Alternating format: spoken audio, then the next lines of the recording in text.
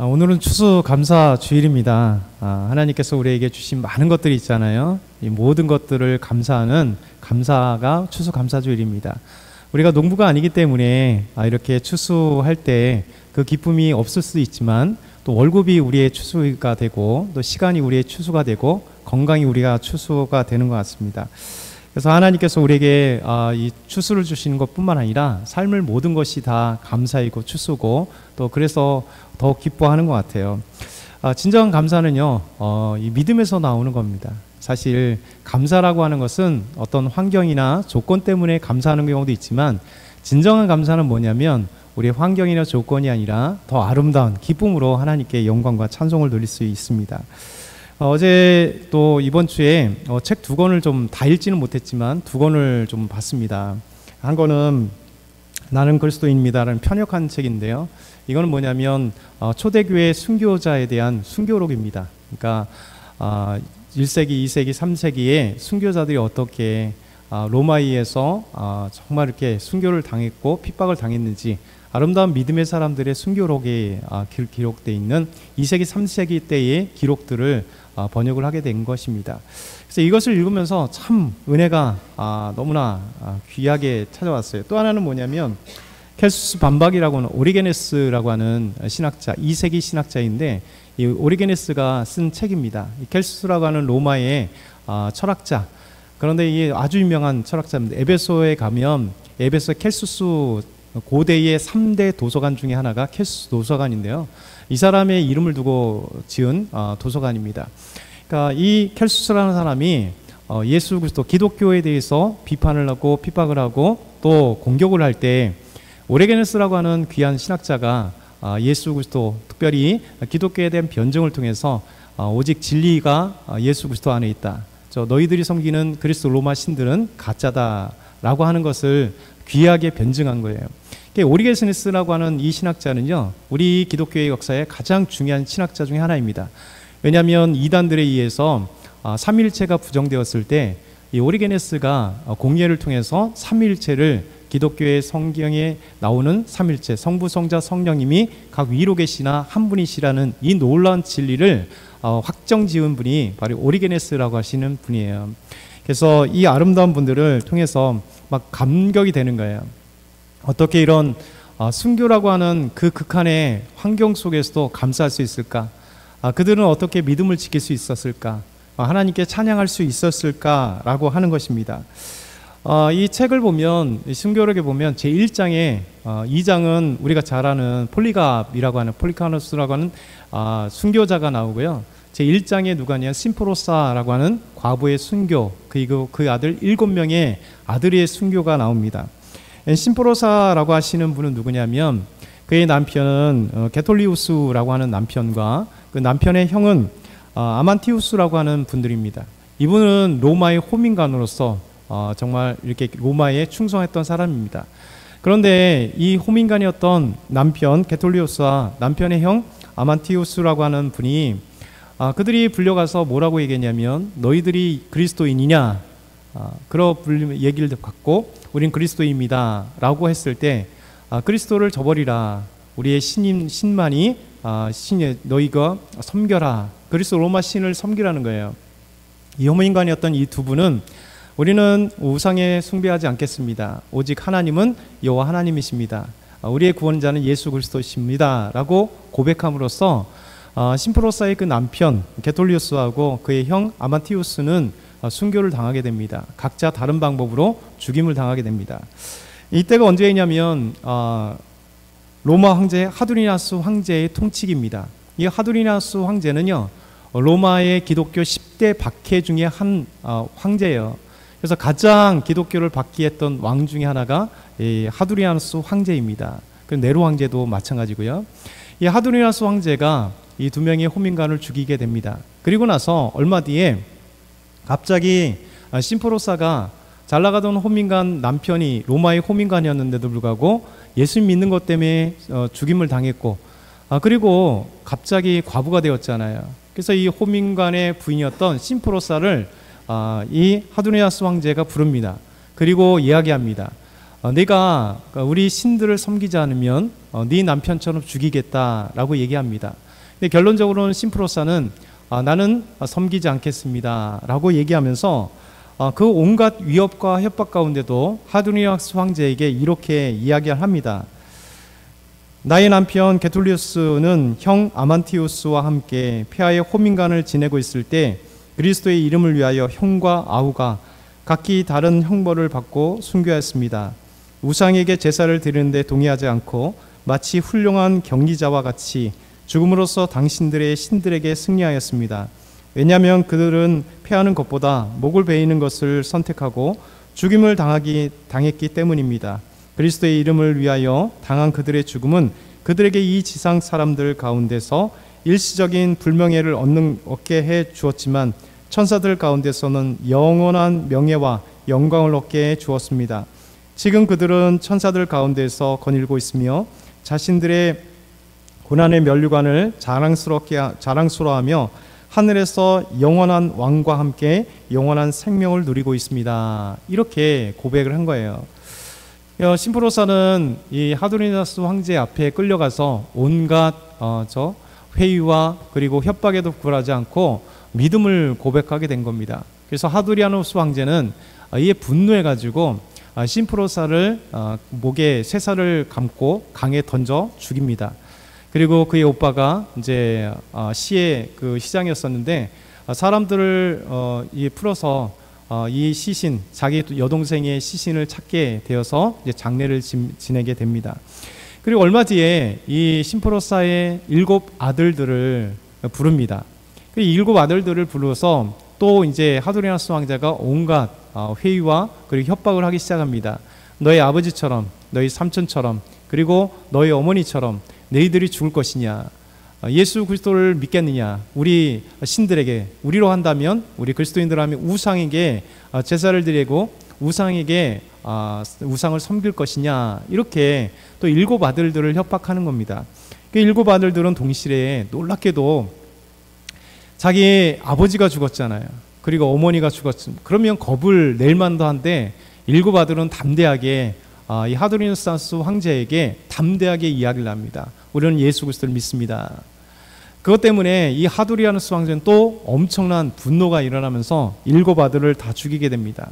클릭해서 다음 넘겨보면요, 하두리아누스는 이렇게 명령을 합니다. 첫째, 크레스켄스는 목을 찌르고요. 둘째, 올리아누스는 가슴을, 네메시우스는 심장을, 넷째, 프리미티부스는 배를, 다섯째, 유스티누스는 등을 검으로 찔러 죽이고요.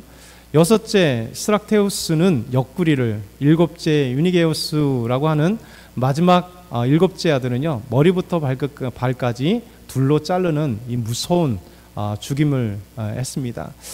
그래서 하두리아누스 황제의 이 박해로 인해서 심프로사의 남편 심프로사 그리고 7명의 아들들이 다 무참하게 죽임을 당하는, 하나님 앞에서는 이 죽임이 순교의 아름다운 피가 되어서 역사의 2000년의 기독교 역사에서 순교사로 아름답게 남겨진 부분입니다. 그래서 어제 또 그제 계속 이 책들을 한번 읽어가면서 그런 마음이 있었어요. 참 우리에게 얼마나 감격과 영광인가. 비록 환경으로는 감사할 수 없는 환경이잖아요. 그렇죠? 온 가족들이 하두리아누스 황제에 의해서 죽임을 당한 이 고통스러운 환경. 그럼에도 불구하고 우리에게 영광이 되는 것은 심프로사와 그의 가족들이 믿음을 저버리지 않았다는 거예요. 예수 그리스도를 온전히 믿으며 그리스 로마 신들에게 굴하지 않고 절하지 않으며, 그 황제라고 하는 이 하두리아누스 황제가 가장 강력한 황제 중에 하나인데, 이 황제의 엄청난 폭정과 그 힘과 위력 앞에서도 믿음을 굽히지 않았던 심프로사의 아름다운 그 믿음 때문에 우리는 그것 때문에 감사하고 기뻐하는 거죠. 우리 삶에 있어서 또 특별히 오리게네스 같이, 이 오리게네스 같은 위대한 신학자들이 있어서 수많은 이단 가운데 기독교의 진리를 그들에게 전하고 이단들을 반박함으로써 2000년의 역사 속에 가장 위대한 신학자가 되어서 이 오리게네스 이 신학자를 통해서 기독교의 진리가 지금까지 든든하게 서게 된 그 놀라운 일들, 이것은 핍박이 없이는 이루어질 수 없는 것이고, 기도 없이는 이루어질 수 없는 것이고, 눈물 없이는 이루어질 수 없는 것들을 우리 믿음의 선배들은 묵묵히 참아갔다는 거예요. 그래서 우리가 이 환경 때문에 감사한다면 아마 심프로사의 그 가족들은 감사할 조건이 없을 것입니다. 오리게네스도 수많은 이단들 때문에 기독교의 진리를 세워가기 위한 정말 애쓰고 힘쓴 이 교부가 우리에게 전해지지 않았을 것 같아요. 그러나 감사라고 하는 것은 뭐냐면 기쁠 때도 감사, 슬플 때도 감사. 왜냐하면 감사는, 참된 감사는 우리 마음속에 있는 참된 믿음 안에서 아름다운 감사가 나오게 됩니다. 이 감사는 그래서 하나님의 눈으로 세상을 보게 되고요, 하나님의 마음으로 세상을 읽게 되는 것이고, 그래서 예수 그리스도의 심장으로 우리가 서로 감사와 찬양과 영광을 돌릴 수 있는 아름다운 모습이 되는 겁니다. 그래서 우리가 감사, 이 추수감사주일에 우리가 잘 생각해 봐야 될 것 같아요. 우리는 과연 무엇을 감사하고 있을까? 오늘 이게 추수감사절 이렇게 귀한 열매를 하나님께 드리는데, 이 열매에 또 과일에 무엇을 담아 드렸을까요? 아마 여러분들은 다 믿음을 담아 드렸을 거예요. 감사를 담아 하나님께 드렸을 거예요. 우리는 비록 이 농부가 아니기 때문에 이런 것들을 재배하지 않지만, 추수하지 않지만, 우리가 정말 아름답게 이것을 구입함으로써 동일한 마음을, 우리가 추수하는 마음을 가지고 하나님 앞에 나아가는 거죠. 그래서 감사란 어떤 눈을 갖고 있느냐에 따라 감사가 나오는 거예요. 혹시 여러분 오늘 이제 교회 오시면서 주변을 보면서 혹시 감탄하셨나요? 그죠? 요즘에 얼마나 예뻐요. 이게 우리 단지 안에도 너무 예쁘고 길거리에도 단풍이 너무 예쁩니다. 아마 이 기후변화 때문에 한 2주 전에 있어야 될 이 단풍이 그래도 감사하게 12월 가까워지는 11월 달에도 이 단풍을 볼 수 있는 것 자체가 얼마나 감사한지. 그러니까 우리가 마음의 여유라는 것은 실제 환경은 동일하나 우리가 어떻게 보느냐에 따라 다르게 되는 거예요. 그래서 우리가 이 단풍을 마음속에 즐기면서, 야, 하나님 감사합니다. 우리 사계절을 이렇게 주신 하나님 감사합니다. 시간에 따라 하나님께서 가을을 주시고, 시간에 따라 이 온 대자연을 이렇게 단풍으로 물들어가게 하시는 하나님의 섭리, 하나님의 손길, 이것을 감사하는 거죠. 저희 여러분 오늘 아침 식사하셨나요? 저도 급하게 짧게 좀 식사하고 왔는데, 또 아침을 먹게 하심을, 또 오늘은 또 도시락을 통해서 또 여러분이 준비하신 귀한 음식을 통해서 우리가 서로 아름답게 음식을 나누면서 같이 할 텐데요. 여러분들이 점심을 먹을 수 있는 것도, 아침을 먹을 수 있는 것도, 그러니까 밥을 먹을 수 있는 것 자체도 얼마나 행복인지요. 오늘 옆에 계신 분들 보세요. 우리 아이들과 함께 가족들이 오고, 또 우리 부부가 있고, 또 우리 성도들이 있는데요. 우리 주일마다 이렇게 성도들이 함께 얼굴을 보면서 예배를 드릴 수 있다는 것 얼마나 행복한지요. 예배를 드릴 수 있다는 것은요, 우리가 구원받았기 때문에 아름답게 예배를 드리는 거죠. 하나님을 찬양하는 거잖아요. 그래서 우리가 이 죄였던 우리, 지옥에 갈 수밖에 없었던 우리가 예수 그리스도를 통하여 구원하게 하셔서 2000년 전에 하나님의 예정하신 때, 하나님의 시간에, 때가 참에 우리를 구원하시기 위해서 하나님의 아들이신 예수 그리스도를 인간의 몸으로 이 땅에 보내셔서, 예수님께서 우리를 위하여 우리 죄를 대신해서 십자가에 죽으셔서 우리가 죽어야 될 죄 예수님이 담당하셔서 그의 죽음으로 말미암아 우리의 죄가 용서되고, 바로 우리가 구원받는 이 놀라운 감격 때문에 우리가 주님을 찬양하는 거예요. 주님 앞에 나오는 거죠. 그래서 구원받음에 얼마나 감사한지, 예배를 드릴 수 있음에 얼마나 감사한지, 우리가 직장에 다닐 수 있음에 얼마나 감사한지, 내가 사업을 할 수 있음에 얼마나 감사한지, 잠깐 직장을 놓고 지금 쉬고 계시는데 잠깐 하나님께서 나를 건강을 되찾으라고 잠깐 수고했던 직장을 잠깐 놓고 새로 구하는 그 시간까지 우리에게 여러 가지 생각을 해보고 여러 가지 주시는 하나님 앞에 얼마나 감사한지, 또 얼마나 감사해요. 가끔가다 부부싸움은 하지만 내 남편이 있고 아내가 있고 우리 자녀들이 있으면 얼마나 감사해요. 그러니까 감사는요, 먼 곳에 있지 아니하고 우리의 생각이 어떠냐, 우리의 마음이 어떠냐, 우리의 믿음으로 어떻게 바라보느냐에 따라 모든 조건이 불평인 동시에 감사가 될 수 있어요. 그러니까 우리가 불평으로 볼 거냐, 감사로 볼 거냐, 그것과는 다른 거죠. 오늘은 이 시를 통해서 우리 성전에 올라가는 시가 시편에 보면 120편에서 137편이에요. 성경의 3분의 2가, 시편의 3분의 2가 다윗이 하나님 앞에 고백한 시고 찬양입니다. 다윗이 가장 많이 하나님 앞에 찬양을 드렸어요. 특별히 다윗의 시가 120편의 제5권, 1권, 2권, 3권, 4권, 5권으로 시편은 나눠지는데, 5권에서 보면 120편에서 137편이 표제가 위에 붙어 있어요. 다윗의 시, 성전에 올라가는 노래, 성전에 올라가는 노래 이렇게 표현되어 있습니다. 성전에 올라가는 노래나 아니면 다윗의 시 성전에 올라가는 노래 120편부터 137편까지가 이 부제로 되어 있고 다윗이 하나님 앞에 기록한 시며 동시에 찬양이고 노래입니다. 그래서 이 노래가 우리의 삶 가운데 얼마나 중요한지 모르겠습니다. 여러분, 다윗은요 400년 전에 약 400년 전에 있었던 이스라엘 백성들을 이끌어 가셨던 그 놀라운 은혜들부터 기억하면서 창조주 하나님을 기억하고 그리고 출애굽하게 하신 하나님을 기억하고 광야로 이끄신 하나님을 기억하며 그리고 요단 동편을 치게 하신 하나님을 기억하며 그리고 가나안 땅 약속의 땅을 들어가게 하셔서 그곳에 하나님의 안식을 주심을 감사하며 그리고 하나님의 영광과 찬송 그의 속성을 찬양하는 그래서 다윗은요 과거를 회상하며 기억하는 거예요. 여러분 기억이라고 하는 것이 얼마나 중요한지 모르겠습니다. 왜냐하면 기억은 우리 믿음 안에서 이 기억을 통해 하나님의 일하심을 다시 한번 불러일으키면서 현재를 살아가는 우리에게 때로는 현재가 힘들지라도 하나님께서 우리에게 희망을 주시고 또 감사해 주시고 그 다음에 살아갈 수 있는 용기를 주시는 것이 기억이에요. 하나님과 함께 했었던 기억들 그리고 미래 아무도 모르지만 과거를 인도하신 하나님께서 우리의 미래를 인도하시는 그 놀라운 은혜 이것 때문에 감사하고 기뻐하는 것입니다. 그래서 다윗은요 이스라엘 백성들의 그 과거를 생각하며 하나님 앞에 노래하며 찬송을 하며 가아갑니다. 이 말씀이 뭐라고요? 표제가 성전에 올라가는 시 그러니까 예배를 드려가면서 올라가는 거예요. 여러분 오늘 설교에 좀 이상하지 않았나요? 갑자기 한민수 목사님이 성경 말씀을 봉독하는 걸 빼먹었네. 일부러 뺐습니다. 이제부터 우리가 성경을 봉독하려고 하기 때문에 그렇습니다. 오늘은요 이 내용들을 한번 잠깐 금방 말씀드린 것처럼 시편 136편이 어떤 말씀으로 되어 있는지 넘겨주시면 이렇게 되어 있어요. 다윗은요 하나님의 속성에 대해서 감사하는 게 1절부터 4절이에요.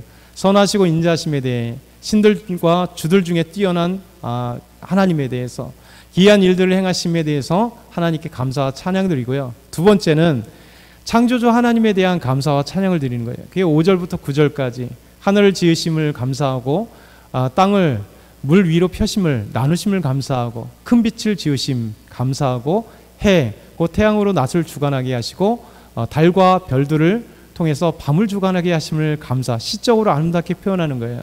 세 번째는 출애굽과 광야 가나안 정복에 대한 10절과 20절에 다윗이 과거를 기억하면서 하나님께 감사와 찬양 드려요.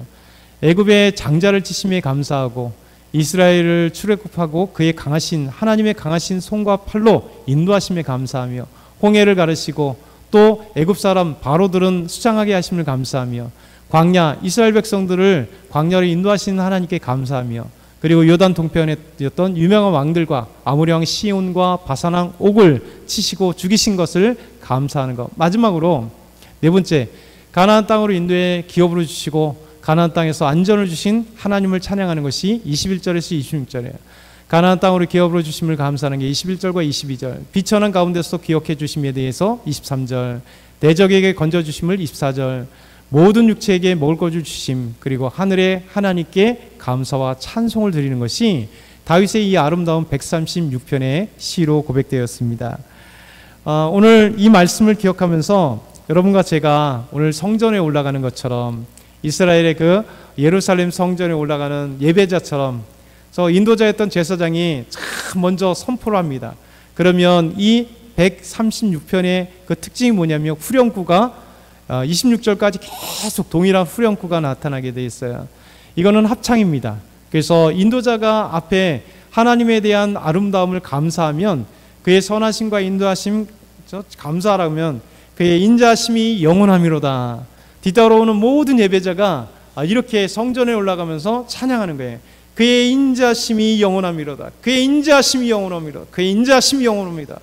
1절부터 26절까지 이 말씀을 한번 다음 절 보면 이렇게 인도자가 제가 여호와께 감사하라. 그는 선하시며 인자하심이 영원합니다. 이렇게 우리 한번 제가 외치면 여러분이 지금 성전에 올라가는 그 청중들처럼 예배들처럼 뜨겁게 힘있게 한번 외쳐보도록 하겠습니다. 자, 같이 자, 앞에 여호와께 감사하라. 그는 선하시며 그 인자하심이 영원하미로다. 신들 중에 뛰어난 하나님께 감사하라. 그 인자하심이 영원하미로다.